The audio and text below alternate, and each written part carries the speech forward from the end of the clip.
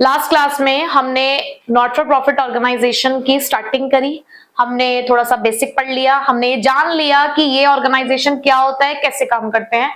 हमने इसका एक प्रैक्टिकल कॉन्सेप्ट पढ़ा लास्ट क्लास में, which is related to fund based accounting, जहां मैंने आपको ये बताया कि ऑर्गेनाइजेशन जब फंड बेस्ड अकाउंटिंग करता है तो दो तरीके के फंड्स को वो मेंटेन करता है, रिस्ट्रिक्टेड और अनरिस्ट्रिक्टेड।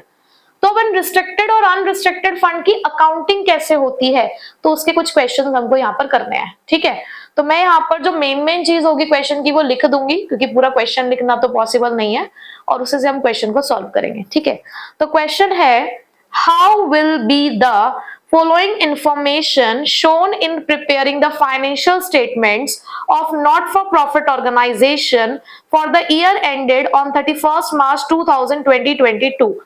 तो क्वेश्चन में कहा गया है कि ये जो अब हम नीचे जिन भी आइटम्स के बारे में हम डिस्कशन करेंगे उपयोग के फाइनेंशियल स्टेटमेंट्स में कहां शो करेंगे। ठीक है, तो सबसे पहली चीज उन्होंने हमें दी स्पोर्ट्स इवेंट्स के एक्सपेंसेस। स्पोर्ट्स इवेंट ऑर्गेनाइज किया होगा तो उसमें उन्होंने खर्चा किया कितना, 25,50,000 रुपए का। ठीक है, स्पोर्ट्स फंड है हमारे पास ऑन 1 अप्रैल। आपको बताना है कि ये किस तरीके से फाइनेंशियल स्टेटमेंट्स में हम इसको शो करेंगे। देखो सबसे पहले मैं आपको जो पहला क्वेश्चन करा रही हूं, मैं ये सोच के नहीं करा रही कि ये एक एमसीक्यू है। पहले आप अकाउंटिंग ट्रीटमेंट समझ लो कि अगर हमें पूरा सॉल्व करना होता कि एक 3 नंबर का क्वेश्चन है, 3 नंबर के हिसाब से अगर मुझे इसको सॉल्व करना है तो कैसे करना है, फिर हम बाद में एमसीक्यू वाले पॉइंट पे जाएंगे कि एमसीक्यू क्या है इसका। देखो अगर ये नॉर्मल क्वेश्चन होता तो इसके लिए पहली बात तो मैं बनाती एक बैलेंस शीट। ठीक है, और बैलेंस शीट आपको पता ही, आप सीखते आए हो अब तक की बैलेंस शीट कैसे बनती है। क्योंकि फंड सारे कहां दिखाए जाते हैं, liability side of balance sheet. ठीक है, और ये बन रहा है बैलेंस शीट का एक एक्सट्रैक्ट के, क्योंकि हम पूरी बैलेंस शीट नहीं बना रहे। तो हमने बैलेंस शीट का एक्सट्रैक्ट बनाया। देखो स्पोर्ट्स फंड एक स्पेसिफिक फंड है, एक रिस्ट्रिक्टेड फंड है, तो ये हमारी लाइबिलिटी है। तो सबसे पहली चीज तो ये जो आपका स्पोर्ट्स फंड है जिसका ओपनिंग बैलेंस आपको दे रखा है कि जब साल की शुरुआत हुई थी तो हमने फंड बनाया और उस फंड में कितने पैसे डाले थे, 20 लाख रुपए। तो सबसे पहले हमने उसका ओपनिंग बैलेंस लिखा 20 लाख। ठीक है, ये वाला काम हमारा हो गया। अब इस फंड में आपने क्या करना है कि जो भी पैसा इस फंड से रिलेटेड आपने रिसीव किया वो इसी फंड में ऐड होगा, और जो भी पैसा आप खर्च कर रहे हो इसी फंड से रिलेटेड वो पैसा आप इसी में से निकालोगे। भाई आप स्पोर्ट्स इवेंट ऑर्गेनाइज किया आपने, जब आपने स्पोर्ट्स इवेंट ऑर्गेनाइज किया तो इसी फंड में से पैसा निकालोगे ना। कुछ खर्चा भी हुआ होगा उस इवेंट के अंदर, और उस इवेंट की वजह से आपके पास कुछ पैसे आए भी होंगे, तो जो पैसे आए होंगे वो इसमें प्लस कर देना, जो पैसे गए होंगे वो इसमें से माइनस कर देना। ठीक है, तो अब आपके पास पहली चीज दे रखी है कि आपके पास एक्सपेंसेस है स्पोर्ट्स इवेंट के, कितने के, 25,50,000 के। मेरे पास फंड कितने का है, खर्चा ज्यादा है, पहले देख लू कोई पैसा आया तो नहीं है। तो मैं थोड़ा सा और नीचे देखा, मैंने यहाँ लिखा हुआ है डोनेशंस। डोनेशन मतलब पैसा आया ना, तो पहले जो पैसे आने वाली चीजें उन्हें ऐड कर देते हैं। तो मेरे पास डोनेशन आई, मैं थोड़ा सा शॉर्ट में लिख रही हूँ क्योंकि स्पेस नहीं है इतना। डोनेशन 2,25,000 की है, तो अब मेरे फंड में टोटल पैसा कितना हो गया, 22,25,000। ठीक, और देखें कि और कहीं से पैसा तो नहीं आया है। स्पोर्ट्स फंड इन्वेस्टमेंट, अब इन्वेस्टमेंट क्या है कि मैंने पता क्या किया, मैंने फंड तो बनाया, उस फंड को मैंने फिर कहीं पर इन्वेस्ट भी कर दिया, मैंने डबल इस्तेमाल किया, उसका फंड भी है मेरे पास और मैंने क्या कर दिया, उसकी इन्वेस्टमेंट भी कर दी। भाई अपने घर में ना रख के उस पैसे को मैंने कहीं पे इन्वेस्ट कर दिया, कुछ रिटर्न भी जनरेट होना शुरू हो जाएगा, और इन्वेस्टमेंट हो जाती है हमारी एसेट। तो आप इसे एसेट साइड में लिखेंगे, स्पोर्ट्स फंड इन्वेस्टमेंट 20 लाख। ठीक है, अब इसी इन्वेस्टमेंट के ऊपर आपको इंटरेस्ट रिसीव हुआ है 1.5 लाख रुपए का।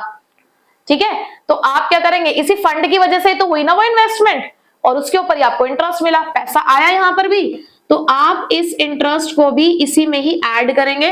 कितने का है, 1.5 लाख का। तो भाई कितने का फंड हो चुका है आपके पास, आपके पास फंड हो चुका है 23,75,000 रुपए का। यहां तक बात समझ आ गई। 23,75,000 का फंड हुआ है। क्या हुआ था, सबसे पहले साल की शुरुआत हुई, साल की शुरुआत में 20 लाख रुपए का फंड था हमारे पास, ठीक है, हमने गुल्लक में 20 लाख रुपए जोड़ लिया। उसके बाद हमने इवेंट ऑर्गेनाइज किया, इवेंट ऑर्गेनाइज करने के लिए हमने डोनेशन इकट्ठी करनी शुरू की होंगी, तो डोनेशन आई हमारे पास 2,25,000, तो फंड बढ़ के 22,25,000 का हो गया। भाई 20 लाख का पहले से था, 2,25,000 और आ गए, बढ़ के कितने का हो गया, 22,25,000 का। उसके बाद हमने फंड को कहीं इन्वेस्ट कर दिया, इन्वेस्ट करने की वजह से वहां से भी पैसा आना शुरू हो गया, वहां से 1.5 लाख रुपए आ गए, तो वो 1.5 लाख भी इसी में डाल दिए, तो अब टोटल पैसा कितना इकट्ठा हो चुका है, 23,75,000। अब खर्चा करते हैं, क्योंकि भाई अब हमने सारे काम कर लिया, वही बचा है बस। तो देखते हैं एक्सपेंस, तो माइनस करोगे आप एक्सपेंसेस। अब एक प्रॉब्लम है मेरे सामने, मेरे पास फंड तो 23,75,000 का है, लेकिन मेरा खर्चा 25,50,000 का है, तो क्या मैं ज्यादा पैसा निकाल सकती हूँ उसमें से, नहीं, मैंने गुल्लक फोड़ी, पूरी खत्म हो गई, अब वो सारा पैसा निकाल लेंगे। तो भाई आप सारा पैसा तो नहीं, इसमें से पूरे सारे एक्सपेंस तो नहीं कर सकते, बट आप ना फंड आप खत्म जरूर कर सकते हो। तो आपने पूरे के पूरे 23,75,000 रुपए अपने फंड में से निकाल लिए, और आपका जो फंड था अब वो नील पोजीशन पे आ चुका है, अब कुछ नहीं बचा आपके पास फंड में। बट अभी भी कुछ पैसों की कमी रह गई है। कितने पैसों की कमी रह गई है अभी भी, कितने की कमी है, 1,75,000। अब ये पैसा कहां से आएगा, भाई फंड खत्म हो गया। जब फंड खत्म हो जाए ना, तो दूसरा रास्ता है इनकम एंड एक्सपेंडिचर, ठीक है, जिसमें ये आपकी एक्सपेंडिचर साइड है, तो ये आपकी इनकम साइड है। देखो प्रॉपर फॉर्मेट हमें बनाना नहीं है, हमें एमसीक्यू सॉल्व करना है, ठीक है। तो ये आपकी एक्सपेंडिचर साइड है, ये आपकी इनकम साइड है। बचा हुआ 1,75,000 आप यहाँ पे स्पोर्ट्स एक्सपेंसेस के नाम से लिख सकते हैं, यानी कि बाकी का पैसा आपने एनपीओ के एक्सपेंडिचर के खाते में डाल दिया और वहां से पैसा निकाल लिया, ठीक है। तो इस तरीके से फंड बेस्ड अकाउंटिंग के अंदर स्पेसिफिक फंड्स को ट्रीट करते हैं, रिस्ट्रिक्टेड फंड को, कि पहले तो हमें फंड वाला जो हमने बना रखी है गुल्लक, हमें पहले उसे ही देखना, उस गुल्लक को ही। जब वो गुल्लक खत्म हो जाए तो हम जाएंगे वहां पे इनकम एंड एक्सपेंडिचर में, ठीक है। पहला तो हमारा मोटिव है कि भाई इसी से पैसा निकल जाए, समझ आ गया आपको। अब देखते हैं कि इसका एमसीक्यू था क्या। ये ऑप्शंस है हमारे पास, show the sports fund at nil balance and 1,75,000 to be debited to income and expenditure। मुझे लगता है कि आगे पढ़ने की जरूरत ही नहीं है, क्योंकि पहले पॉइंट में ही हमें सब कुछ दिख गया था। उन्होंने यही बोला कि आपके स्पोर्ट्स फंड का जो बैलेंस है वो निल है, और आपने इनकम एंड एक्सपेंडिचर में डेबिट में 1,75,000 लिखे हैं, बिल्कुल सही बात है। तो चलो नेक्स्ट क्वेश्चन की तरफ आते हैं। नेक्स्ट अब हमारे पास है प्राइज फंड 2 लाख का, prize fund investment 2 lakh, income from prize fund investment 40,000 and the prize awarded. हमें बताना क्या है, the balance of prize fund to be shown in the balance sheet as on 31 March 2022। हमें ये बताना है कि बैलेंस शीट में कितने का प्राइज फंड आप शो करेंगे। तो करने का तरीका वही है, साथ साथ थोड़ा सा अपने आप भी सॉल्व करते जाइएगा। सबसे पहले हम लिखते हैं बैलेंस शीट में क्या, प्राइज फंड कितने का है, 2 लाख का। फिर हम ऐड करते हैं कोई भी इनकम अगर होती है, देखो इन्वेस्टमेंट तो आप एसेट साइड में लिख देते हो, तो ये तो हमारे फंड में ऐड नहीं होती है, आपने एज इट इज यहाँ पे 2 लाख लिख दिए। यहाँ पे आपको इनकम दे रखी है, तो आप इस इनकम को ऐड करेंगे, तो ये आया आपका 40,000, फंड हो चुका है अब 2,40,000 का। प्राइस अवॉर्डेड का मतलब क्या, आपने प्राइस डिस्ट्रीब्यूट करे हैं। जब आपने प्राइस डिस्ट्रीब्यूट करोगे तो आपने खर्चा किया ना, इसका मतलब तो आप 58,000 इसमें से माइनस कर देंगे, क्योंकि आपने प्राइस क्या कर दिए हैं, अवॉर्ड कर दिए हैं। तो कितना आएगा माइनस करके आपका आंसर, आपका आंसर आया 1,82,000। तो करेक्ट ऑप्शन कौन सा है हमारे पास इसमें से, ऑप्शन नंबर डी। अब एक थ्योरी क्वेश्चन, ठीक है। क्वेश्चन है, if the amount of prizes awarded, if the amount of prizes awarded is more than the prize fund, then excess of expense over the prize fund।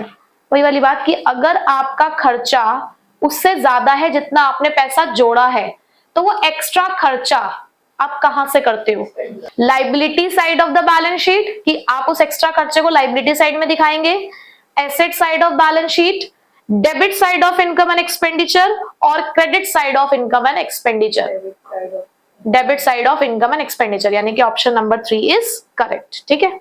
Next question है हमारा, question में हमें prize awarded दे रखे हैं 3,50,000, price fund है हमारे पास 10 लाख रुपए का, मिली है 1,25,000 की, ये 9.5% दिखा है, ठीक है। तो 9.5% प्राइस फंड इन्वेस्टमेंट कितने की है, वो 10 लाख की। इंटरेस्ट रिसीव हुआ है आपको उसके ऊपर 75,000 का। कैपिटल फंड दे रखा है आपको 25 लाख रुपए का। सब कुछ आपने पढ़ा हुआ है, ये कैपिटल फंड आपको नया दिख रहा होगा, कोई इसके अंदर नई वाली बात नहीं है। ये जो कैपिटल फंड होता है, मैंने आपको क्या बोला था, किसी भी तरीके का कोई भी फंड हो, चाहे रिस्ट्रिक्टेड हो, अनरिस्ट्रिक्टेड हो, कैसा भी फंड हो, सारे के सारे फंड आपके liability side of balance sheet he show किए जाते हैं, ठीक है। तो अब देखो हमसे क्वेश्चन क्या पूछे गए, ये ना डिफरेंट क्वेश्चंस पूछे गए हैं, तो मैंने इसको यहाँ पे सिर्फ क्वेश्चंस लिखे हैं, यहाँ ऑप्शन नहीं लिखे। हमारी तैयारी ऐसी होनी चाहिए कि बिना ऑप्शन के हमें आंसर पता हो, फिर हम क्वेश्चन के अंदर ऑप्शन ढूंढे और उसे टिक कर दें, ठीक है। तो पहले देखते हैं उन्होंने क्या पूछा। उन्होंने पूछा donation received for prize fund will be transfer to, कि अगर आपको इस प्राइज फंड के ऊपर कोई डोनेशन मिलती है तो उसे आप कहां ट्रांसफर करते हो, आप उसी प्राइज फंड में उसे ऐड कर देते हैं, है ना। हमें पता है कि इसका आंसर क्या है, it will be added to the respective fund, ठीक। अब अपने इसी आंसर को हम अपने ऑप्शन में ढूंढते हैं कि क्या है। First option is capital fund on the liability side of the balance sheet. Capital fund में, उन्होंने कहा कैपिटल फंड में होगा, नहीं। Liability side of balance sheet as a separate item, नहीं, सेपरेटली शो नहीं होगा। लायबिलिटी साइड में तो आएगा लेकिन सेपरेटली नहीं आएगा। Asset side of balance sheet, balance sheet के एसेट साइड में भी नहीं आएगा, तीनों ऑप्शन एलिमिनेट हो गए। Fourth is added to the price fund in the liability side of the balance sheet. हमें आंसर पहले ही पता था, तो हमारा करेक्ट ऑप्शन क्या है इसके अंदर, डी है, जिसका क्या लिखा है answer, added to the price fund in the liability side of balance sheet. Next है interest received on price fund investment will be. ये जो इंटरेस्ट रिसीव हुआ है आपको प्राइस फंड इन्वेस्टमेंट पे, इसको आप कहां शो करते हैं, ये भी ऐड होता है liability side of balance sheet में रिस्पेक्टिव फंड के अंदर, ठीक है। ढूंढते हैं अब इसका आंसर भी। Added to the capital fund in the liability side of balance sheet, eliminated. Posted to the credit side of income and expenditure, वो कह रहे हैं इनकम एंड एक्सपेंडिचर में लिख दो, क्रेडिट साइड में नहीं। Added to the price fund in the liability side of the balance sheet, मिल गया answer. Third is the correct option, यानी कि सी हमारे पास करेक्ट ऑप्शन है इसमें, ठीक, सेम आंसर ही है। सी पूछा गया है prize awarded will be, prize awarded को क्या करते हो, कैसे ट्रीट करते हो, लेस, यानी कि prize awarded will be deducted from the respective fund in the liability side of balance sheet, आप उसे डिडक्ट कर देते हैं। तो देखते हैं इसका आंसर। फर्स्ट ऑप्शन है deducted from the capital fund in the liability side of balance sheet, capital fund से इसका कोई लेना देना नहीं है। Debit side of income and expenditure account, क्या हम इस खर्चे को डेबिट साइड में दिखाएंगे, तब दिखाएंगे अगर ज्यादा होता तो, अगर ये खर्चा थोड़ा ज्यादा होता, और वो भी सिर्फ उतना दिखाते हैं डेबिट साइड में जितना एक्स्ट्रा था, ठीक है। थर्ड है deducted from the price fund investment in the asset side of the balance sheet, investment में से माइनस करते हैं, नहीं, deducted from the price fund in the liability side of the balance sheet. तो इसका करेक्ट ऑप्शन क्या हो गया है, डी, ठीक है। Closing balance of the price fund in the liability side of the balance sheet, उन्होंने कहा है फंड का बैलेंस बताओ, तो अब आप उसको उसके लिए क्या करनी पड़ेगी, कैलकुलेशन करनी पड़ेगी। रफली कैलकुलेशन कर लेते हैं फटाफट से। भाई हमारे पास फंड कितना है, 10 लाख रुपए का। इस 10 लाख में हम ऐड क्या करेंगे, जो पैसा आने वाला है, 1,25,000 रुपए इंटरेस्ट क्या है हमारे पास, सॉरी 1,25,000 हमारे पास डोनेशन क्या है, और 75,000 का आया इंटरेस्ट। कितने का फंड हो गया हमारे पास, ये 12 लाख का फंड हो गया। अब 12 लाख के फंड में से हमने पैसा खर्च कितना किया है, देखो हमने पैसा खर्च किया है 3.5 लाख रुपए, 3.5 लाख रुपए हमने खर्च किए, तो कितना पैसा बचेगा हमारे पास फंड में। देखो क्या किया हमने, 10 लाख रुपए हमारे पास फंड का बैलेंस था, हमने उसमें डोनेशन ऐड करी, हमने उसमें इंटरेस्ट रिसीव्ड ऐड किया, टोटल 12 लाख का फंड हो गया। उसमें से 3.5 लाख रुपए का खर्चा तो माइनस कर दिया। अब बच्चा क्या करेगा, 8.5 लाख को आंसर देख के, और ये ऑप्शन में जरूर दे रखा होगा, और इसे टिक कर देगा, और यहीं पे हो जाओगे आप गलत। कैसे, इस क्वेश्चन में प्रीवियस क्वेश्चन से एक बात अलग थी। क्या, आपने जब प्रीवियस क्वेश्चन में इन्वेस्टमेंट करी, क्या उसके आगे कोई सेपरेट परसेंटेज मेंशन थी क्या, नहीं, तो जितना इंटरेस्ट था आपने मान लिया कि उतना ही इंटरेस्ट रहा होगा, पर यहाँ एक परसेंटेज मेंशन है आपके पास। देखो आपने 10 लाख की इन्वेस्टमेंट करी है, 10 लाख की इन्वेस्टमेंट पे अगर 9.5% से आपको इंटरेस्ट मिलेगा तो कितना इंटरेस्ट मिलना बैठता है आपको? 95,000 का इंटरेस्ट मिलना चाहिए आपको, जबकि आपको इंटरेस्ट मिला कितना है? 75,000 का। तो 20,000 का इंटरेस्ट एक्रूड है, और वो जब भी मिलेगा इस फंड में ही आएगा, वो पैसा जब भी आएगा वो इस फंड में मिलेगा आपको। तो इसका मतलब अभी भी 20,000 रुपए और ऐड होंगे आपके इस फंड के अंदर। तो टोटल आपका जो फंड का बैलेंस निकल कर आएगा वो 8,70,000 निकल कर आएगा। ठीक है, तो मेरे पास ऑप्शन में पहला ऑप्शन 8,70,000 का है, दूसरा ऑप्शन 8,50,000 का है।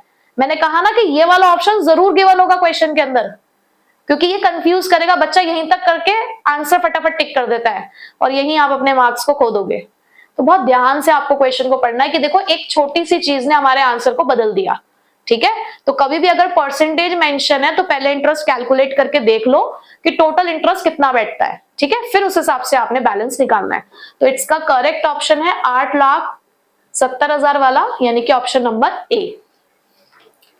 नेक्स्ट उन्होंने पूछा if the amount of the prize awarded is more than the balance in the prize fund. ये तो मैं पता है कि अगर कभी खर्चा ज्यादा हो जाए, फंड कम पड़ जाए, तो कहां लिखते हैं उसे?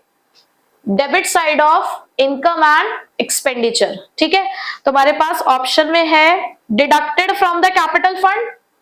क्या कैपिटल फंड से कुछ करना उसको? नहीं। Transfer to the debit side of income and expenditure. मिल गया आंसर। तो B is the correct option, हमें आगे पढ़ने की जरूरत ही नहीं है। अभी फिलहाल फंड बेस्ड अकाउंटिंग का कॉन्सेप्ट पढ़ लिया। ठीक है, अब अगला कॉन्सेप्ट आएगा हमारा सब्सक्रिप्शन अकाउंट का।